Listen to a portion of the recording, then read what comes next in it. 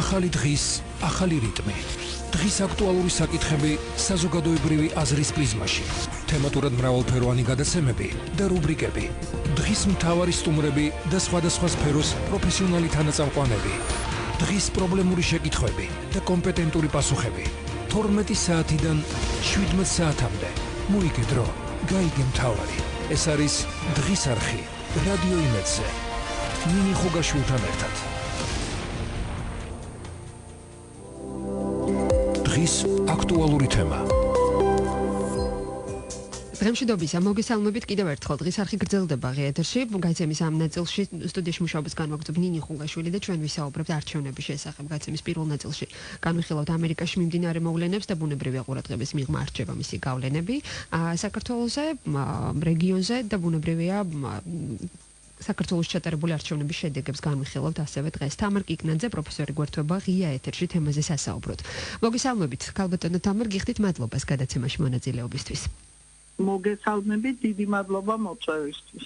როგორი ამ ეტაპისთვის მდგომარეობა, როდესაც ვისმენთ და ვიგებთ არჩევნების შედეგების შესახებ, ამერიკაში მიმდინარე არჩევნებს გულისხმობ ბუნებრივია გაიცემის ამ ნაწილისთვის და თქვენ ასევე როგორ ფიქრობთ, რამდენად არის პროგნოზირებადი ვითარება, თუნდაც ამ წუთებში, მაშინ როდესაც მნიშვნელოვანი ნაწილი ხმების უკვე დათვლილია. ვინ შეიძლება გაიმარჯვოს? რამდენ შეიძლება ვივარაუდოთ, რომ გამართლდება ის წინასწარი ვერსიები, იმასთან დაკავშირებით, რომ წარმატება დემოკრატ ჯო ბაიდენის მხარეს იქნება. იცით რა არის, ჩემი აზრით განვითარდა ყველაზე უფრო ცუდი სცენარი, რაც შეიძლება ყოფილიყო, იმიტომ რომ მოგეხსენებათ, რომ ამერიკის შეერთებული შტატები ის ქვეყანაა, რომელიც მსოფლიო წესრიგს განსაზღვრავს და ამიტომ იქ მიმდინარე პოლიტიკური პროცესები დიდ გავლენას ახდენს მთელ მსოფლიოზე. ნახეთ, როგორი შედეგია ჯერჯერობით. აი, თუ გავითვალისწინებთ ჩვენ წინასწარ სოციოლოგიური კვლევების მონაცემებს, არა, იქ ვითომ ბაიდენი საკმაოდ სოლიდური პროცენტით უსწრებდა წინ ტრამპს, მაგრამ მე ყოველთვის ვიძახდი, რომ დღეს სოციოლოგიური კვლევები ხშირად არ არის რეალური სურათის გამომხატველი, იგი პოლიტექნოლოგიების შემადგენელ ნაწილად იქცა. და აი არჩევნებმა ეს ძალიან კარგად დაადასტურა, იმიტომ რომ მე არ მახსოვს, რომ ამერიკის ისტორიაში ესე ახლო მიდიოდნენ ესე იგი პრეზიდენტობის კანდიდატები ერთმანეთთან და აი ჩვენ ვხედავთ, რომ კენჭისყრა ესე იგი ხმის მიცემა დამთავრებულია, მაგრამ ისეთი სიტუაციაა შექმნილი, რომ ესე იგი ორივე მხარე აცხადებს, რომ ის არის გამარჯვებული. ანუ ეს არის აი ამ კრიზისული სიტუაციის გაგრძელების წინაპირობა, ხო? იმიტომ რომ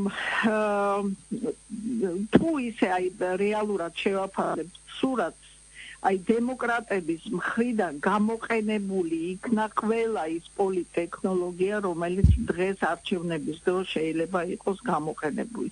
ტრამპი ამისთვის ემზადებოდა და ძალიან კარგად იცოდა, რასთან ექნებოდა საქმე. პარადოქსული მომენტია, მაგრამ მოქმედი შტატების პრეზიდენტი ძალიან ბევრ წინააღმდეგობას და პრობლემას წააწყდა. თუნდაც ისიც, რომ აი მისი ყოველი სტატუსი სოციალურ ქსელებში ძალიან ესე იგი მკაცრად იფილტრება და ხშირად ესე იგი მის სტატუსებს აუქმებენ, ხო?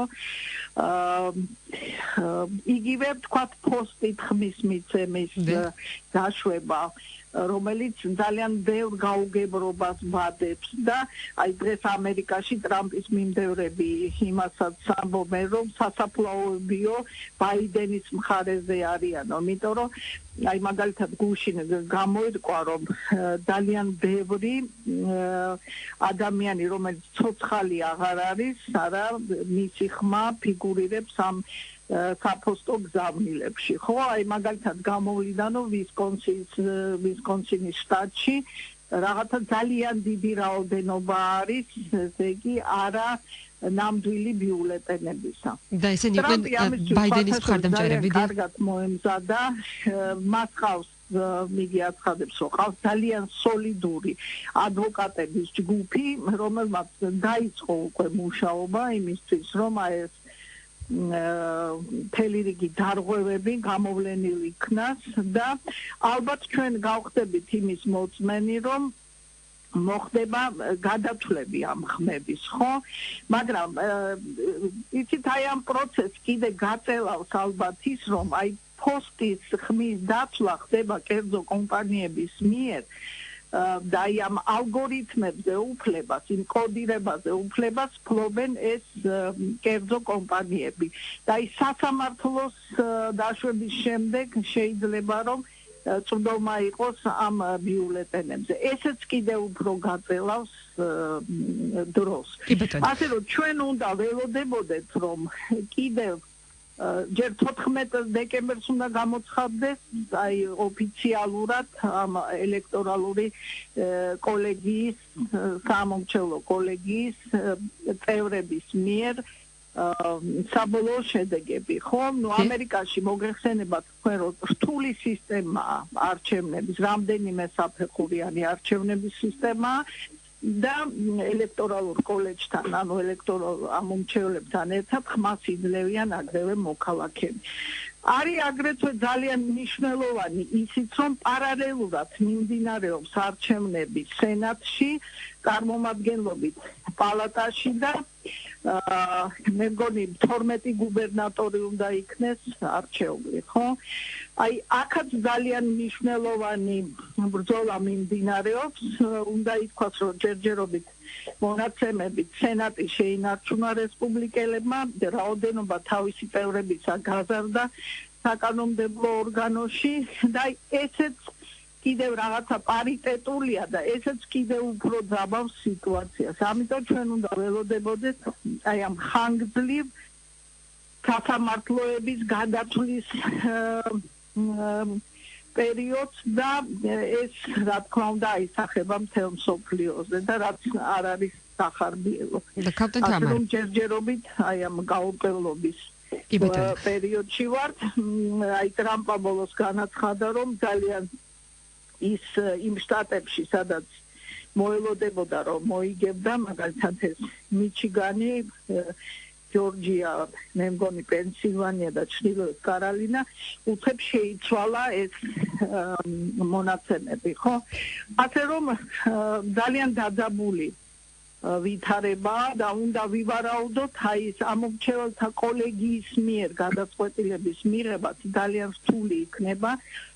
იმიტომ რომ ეს ადამიანები თავისი კარიერით, ცხოვრებით აგებენ ამ ყველაფერზე პასუხს და ალბათ ისინი ძალიან სერიოზულად მოეკიდებიან თავიანთ გადაწყვეტილებებს, თუ სასამართლომდე მივა. ესე იგი, იქ უპირატესობას რესპუბლიკელები ფლობენ, 6 წარმომადგენელი ყავთ, 3 დემოკრატების საწინააღმდეგოდ, წარმომადგენლის საწინააღმდეგოდ. ასე რომ სიტუაცია არც თუ ისე მარტივია და ჩვენ მოთმინებით უნდა ველოდეთ თუ როგორ განვითარდება ეს მოვლენები ამერიკის შეერთებულ შტატებში. გალბატონ თამარ, თქვენ საუბრის დასაწყისში აღნიშნეთ, რომ ერთ-ერთი განსხვავებულობა მთავარი წინა არჩევნებისგან რაც ყოფილა ამერიკის ეს თქვა შეერთებული შტატების ისტორიაში, ერთ-ერთი მთავარი გახლავთ ის, რომ ძალიან ახლოს არის შედეგები ერთმანეთთან კანდიდატების. რას უკავშირებთ თქვენ ამას?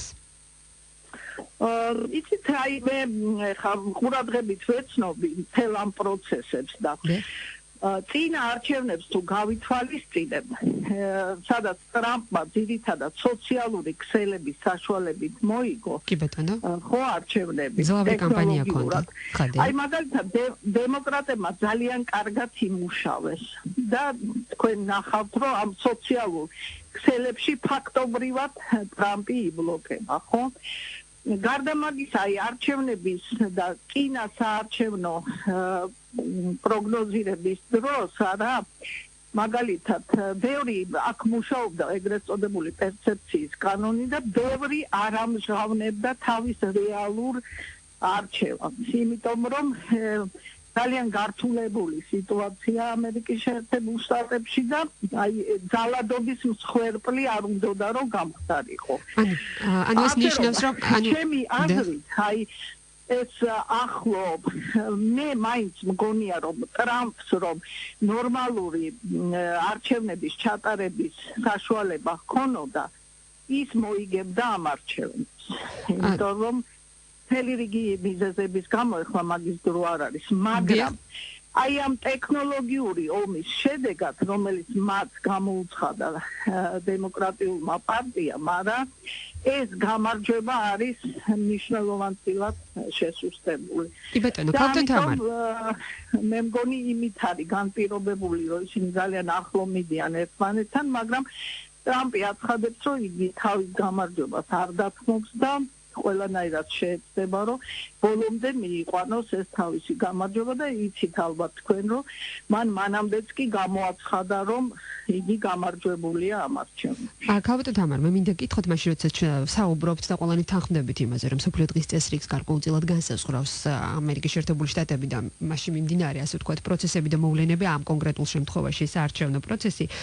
მე მინდა გითხოთ, რა ტიპის გავლენას იქონიებს ეს არჩევნები საქართველოს შიდა პოლიტიკაზე, სამხრეთ კავკასიაზე, გნებავთ პოსტსაბჭოთა სივრცეში, დიახ? ეს არჩევნები მთელ მსოფლიოზე მოქმედებს, იმიტომ რომ ამერიკის შეერთებული შტატები ეს არის სუპერ სახელმწიფო და თავის ღირებულებებს იგი მთელ მსოფლიოში ავრცელებს. შესაბამისად, იცით, ყველა ქვეყანაში არის აი ისევე სტრატიფიცირებული საზოგადოება, როგორც ამერიკის შეერთებულ შტატებში და მათ შორის საქართველოში.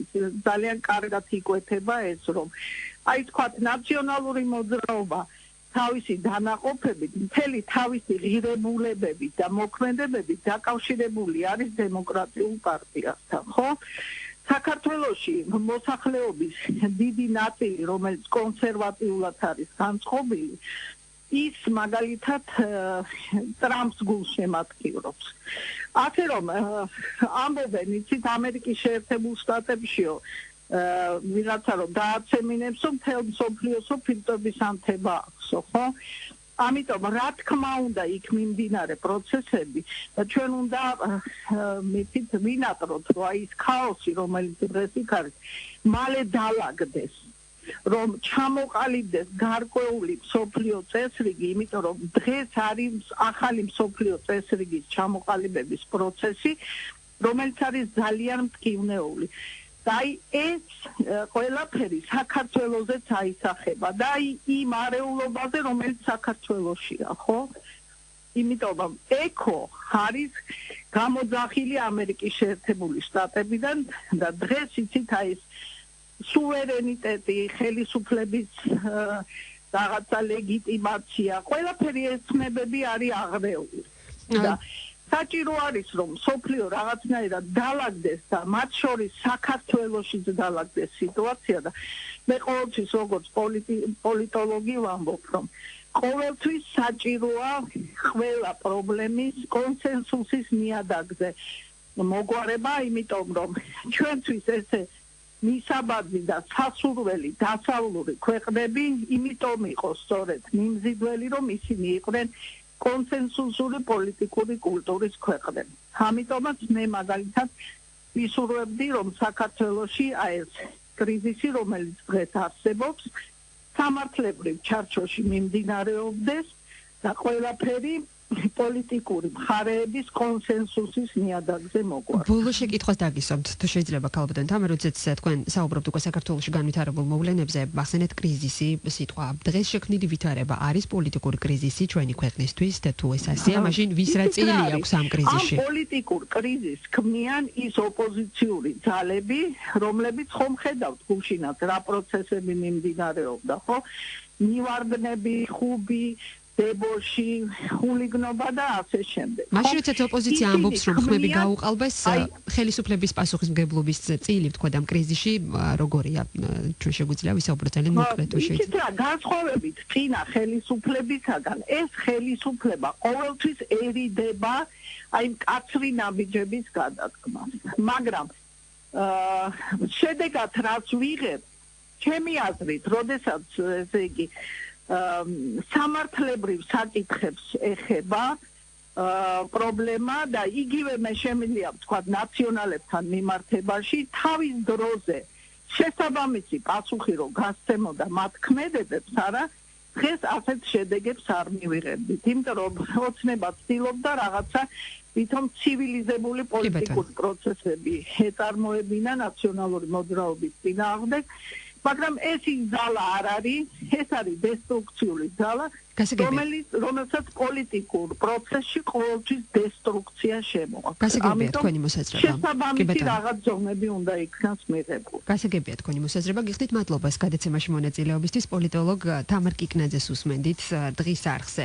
გადაცემის ეს ნაწილი ამით დასრულებულია. შევხვდებით ერთმანეთს უკვე მომდევნო საათში და ვრცლად განვიხილავთ საქართველოში განვითარებულ მოვლენებს საპარლამენტო არჩევნების შემდგომ უკვე. დღის აქტუალური თემა. ეს არის დღის არხი რადიო იმედზე. ნინი ხუგაშვილთან ერთად.